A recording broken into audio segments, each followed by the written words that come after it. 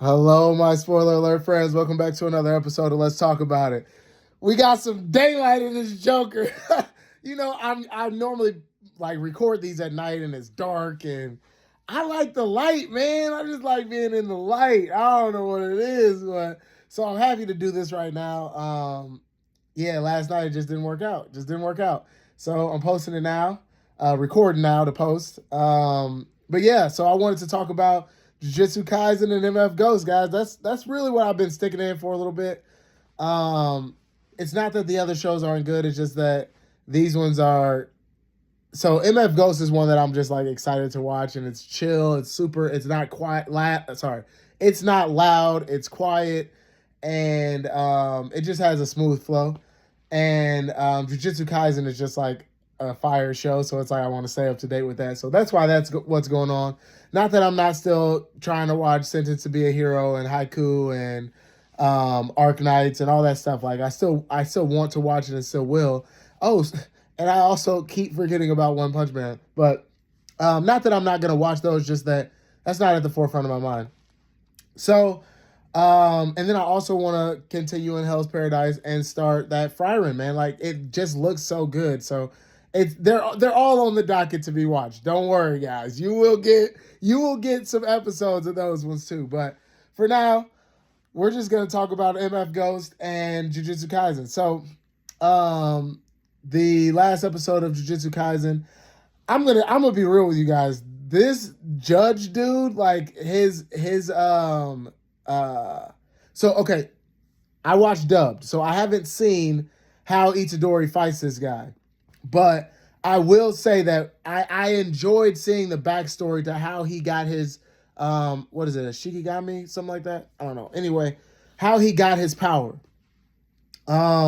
He was just like basically a burnout lawyer who was a defense attorney who was trying to save innocent people, and it just kept not working, and the justice system was not working, and it was failing. And he kind of lost his mind and was like, and now I will be the judge, the jury, and the executioner, essentially. And I just thought that it was a cool story of how he turned. Like, you could see how everything was building up. And again, this art style, I can't say that I like it, but I also don't dislike it. It's like, it's kind of, I guess I would say it's growing on me, right? Because like the way they're moving and all the things, it's just like, I don't know how to explain it, but it's like aggravating, but also enjoyable. Speaking of which, I just remembered the last week, my voice was all messed up and I was coughing every time I talked.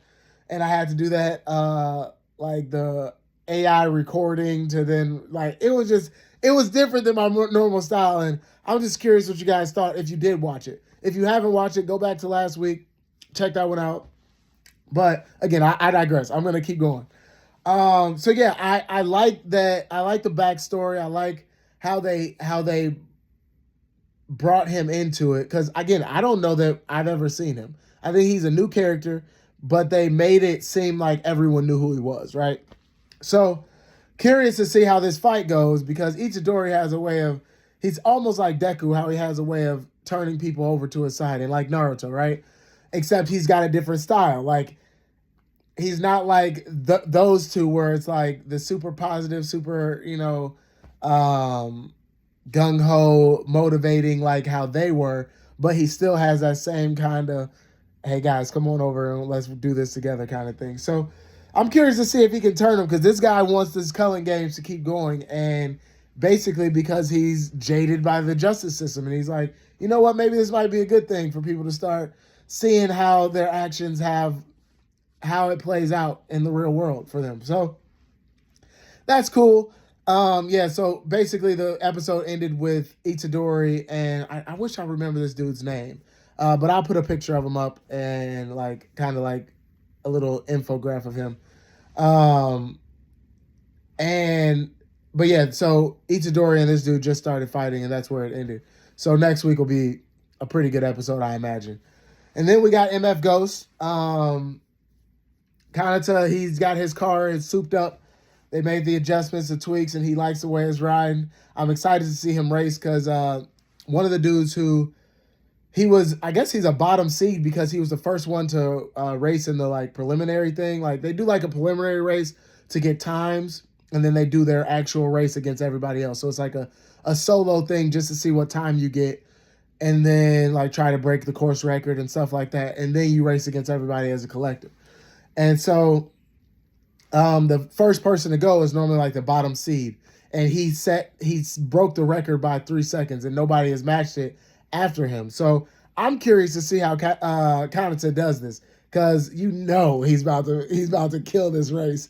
And then now Ren, I guess rumors have been circulating that he's going to be going back to England at the end of the next 2 races. So curious how that's going to go.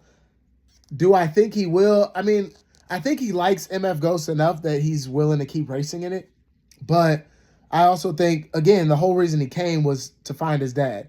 And his dad died, and so now he's like, I mean, I don't need to stay in Japan, even though he likes Japan. But, and so a couple weeks ago, I think it was even last week, this new character from England who knew Kanata from there came, and she was like basically talking about how Ren was too young for him and all this stuff, and she was 17, and I was like, the impression that I got was that he was in his like 20s. I'm like, yeah, bro, that's foul. Like, you shouldn't be talking to a high school kid at 20 plus, right? But it turns out I was like, I need to find out how old he is, because I can't even, like, I don't even feel good watching the show if I'm knowing that he's liking this girl and he's an older dude. It's like, I don't vibe with that, right? So then I'm like, how old is he? I have to Google it. So I Googled it, and it turns out he's actually 19. And I'm like, okay, that's reasonable. Like, they're right in that senior, sophomore range. Now, would I do that? No. But I can understand it. Like, you guys are roughly the same age. You're still teenagers, both of you. So I get it. Again, I'm not gonna say I condone it still, but I can tolerate it. I can understand it. It's not as creepy to me. So I will continue to watch and let you guys know what happens if you haven't seen the show. But I do recommend that you guys watch the show, because again, it's not like a bunch of crazy stuff. It's just racing cars, man, and that's cool to me. So I'm excited to have my voice back, be back at it. I'm not completely back, I guess. I still got a little bit of stuff going on, like coughing up some phlegm, I guess. But overall, I'm feeling much better. So thank you guys for watching, sticking with me, trying out the new format that I tried last week. I don't know, I might do that more and just like try and tweak it a little bit, add more footage and things like that to it. I don't know. I'm just trying some things out.